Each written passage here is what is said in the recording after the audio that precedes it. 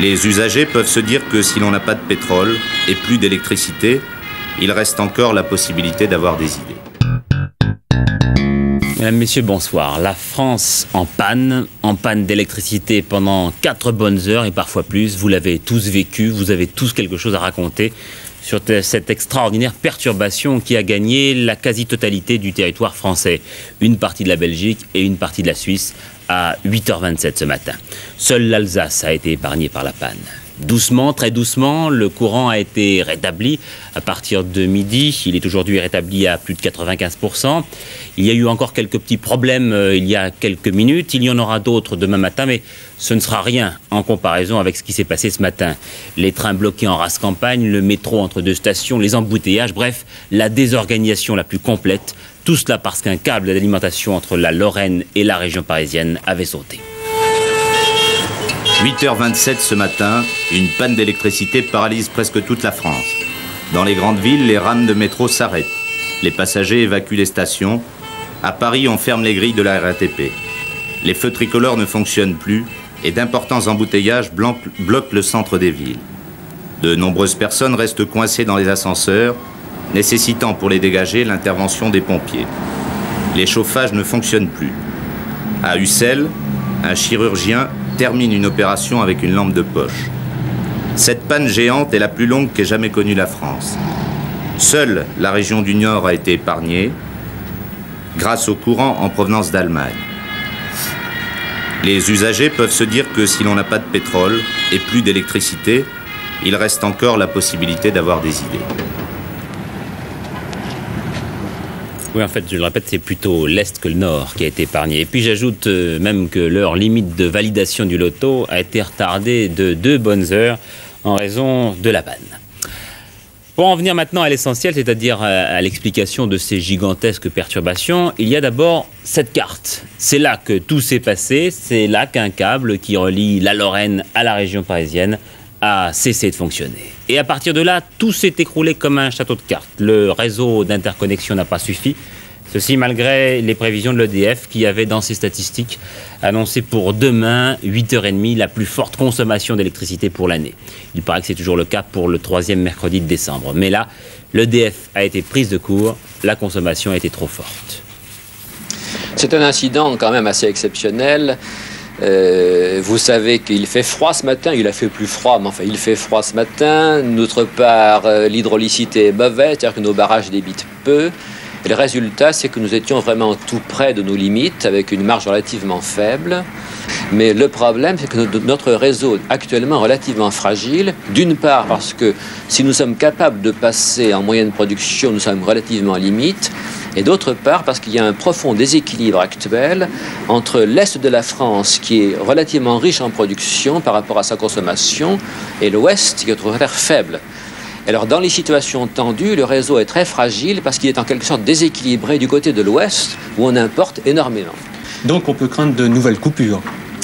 Eh bien, ce qui est exact, c'est que du fait que la France, comme beaucoup de pays européens, traverse une crise économique, il est de ce fait beaucoup plus difficile de trouver des financements pour investir et donc naturel que toutes les branches d'activité, y compris la nôtre, prennent plus de risques. Alors, ce qui est vrai, c'est que pour le passage des prochains hivers, nous prenons plus de risques que d'habitude.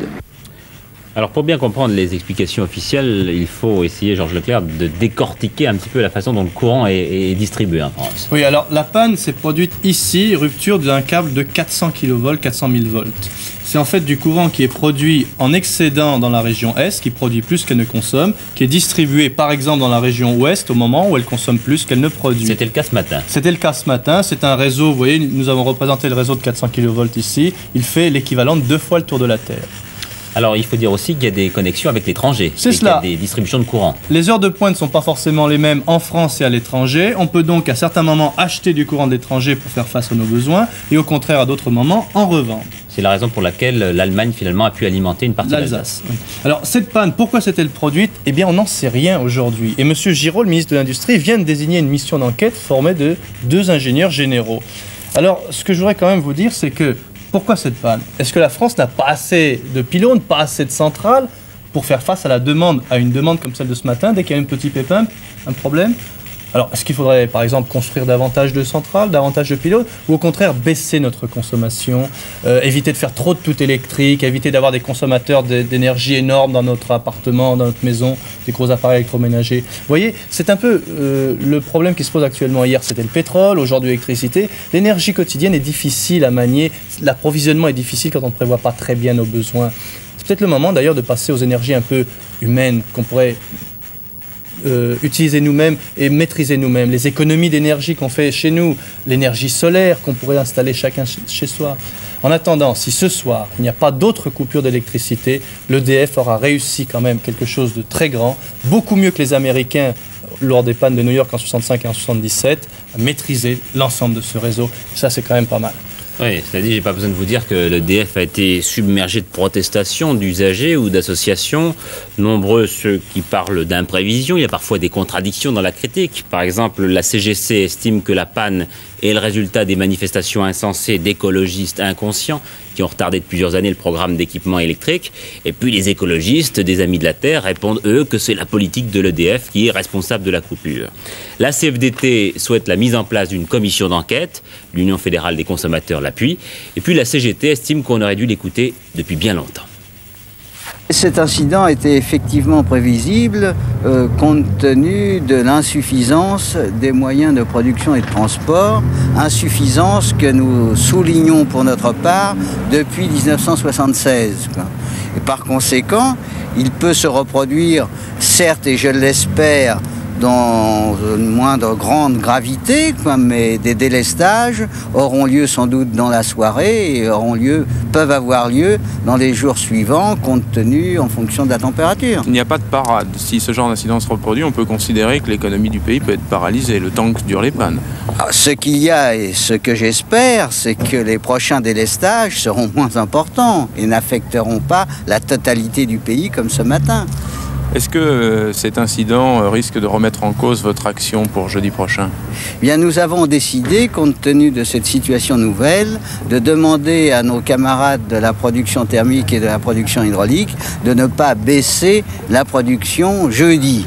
Ceci dit, ils participeront avec la même volonté à l'arrêt de travail de 2 heures minimum et participeront à toutes les manifestations aux côtés des autres travailleurs du pays. Je retiens donc que la CGT a fait un geste en décidant de ne pas couper l'électricité jeudi, malgré la consigne lancée précédemment dans le cadre de la journée d'action donc du 21. Une coupure qui a également provoqué quelques émotions à l'Assemblée. Le communiste Robert Ballanger a par exemple demandé au ministre André Giraud de venir s'expliquer.